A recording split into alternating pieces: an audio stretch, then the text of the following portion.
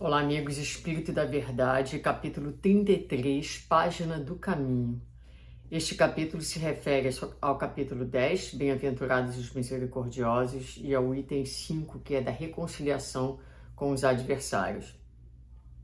Não aguardes o amigo perfeito para as obras do bem. Esperavas ansiosamente a criatura irmã na soleira do lar, e o matrimônio trouxe alguém a reclamar-te sacrifício e ternura. Contavas com teu filho, mas teu filho alcançou a mocidade sem ouvir-te as esperanças. Sustentavas-te no companheiro de ideal, e de um momento para outro recolheste mistura vinagrosa na ânfora da amizade em que sorvias água pura. Mantinhas a fé no orientador que te merecia veneração, e um dia até ele desapareceu de teus olhos, arrebatado por terríveis enganos. Contudo, embora a dor de perder, continua no trabalho edificante que vieste realizar. Ninguém reprova o doente porque sofra mal-humorado. Ninguém censura a árvore que deixou de produzir porque o lenhador lhe haja decepado braços frondejantes. Quase sempre, aqueles que tomamos por afetos mais doces, crendo abraçá-los por sustentáculos das lutas, simbolizam tarefas que solicitam renúncia e apostolados a exigirem amor.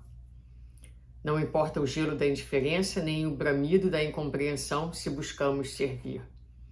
O coração mais belo que pulsou entre os homens respirava na multidão e seguia só.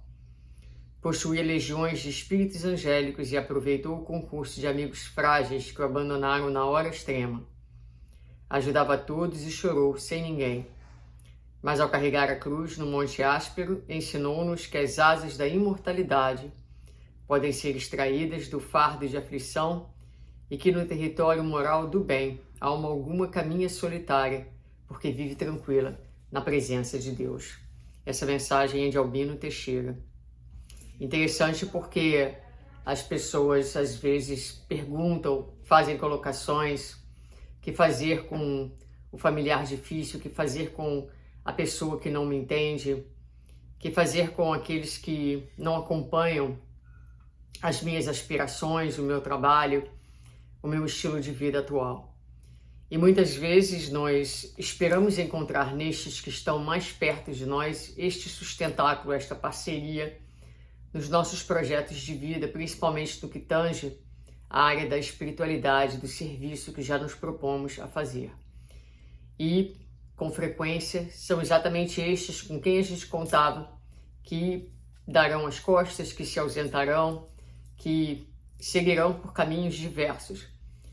E aqui o Espírito Albino Teixeira vai dizer exatamente que estes que muitas vezes nós contávamos com são precisamente, simbolizam tarefas que solicitam renúncia e exigem amor de nossa parte. E Emmanuel tem uma página chamada Renúncia, no livro Fonte Viva, se eu não estou enganada, onde ele fala exatamente dessa ideia daqueles que não nos acompanham, daqueles que amamos e que não nos acompanham, o que fazer com eles, não é?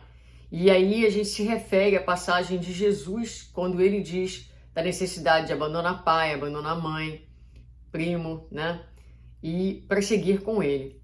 E Emmanuel vai comentar nessa passagem dizendo que isso significa que aqueles que não nos acompanham espiritualmente, ainda assim a gente segue dentro da nossa programação, colocando o nosso compromisso com Jesus acima de todas as coisas. Mas isso não significa que nós vamos abandonar estes. Pelo contrário, nós vamos caminhar ao lado deles, respeitando o seu tempo, pacientemente, amando cada vez mais, vivendo a nossa verdade, manifestando o nosso Deus interno, a nossa luz, para que através da proximidade, da compreensão, do respeito, da amorosidade, não através de palavras ou da nossa intenção de doutrinação ou de mudar os caminhos de alguém, mas pelos caminhos do respeito, pelos caminhos da vivência, a gente acabe beneficiando estes que caminham conosco.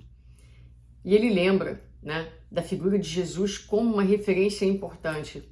Muitas vezes nós vemos trabalhadores espíritas cercados de pessoas e às vezes dirigentes, médiuns, oradores, e não sabemos das lutas, dos momentos incríveis de solidão que eles passam, não entendidos, muitas vezes lidando com conflitos, com calúnias, com dificuldade de compreensão dos outros, mas trilhando silenciosamente, fazendo a sua jornada e buscando sempre esse estado, que é o estado mais importante, que é o estado de paz de consciência, de paz em Deus, do compromisso com Deus, com Cristo e consigo mesmo.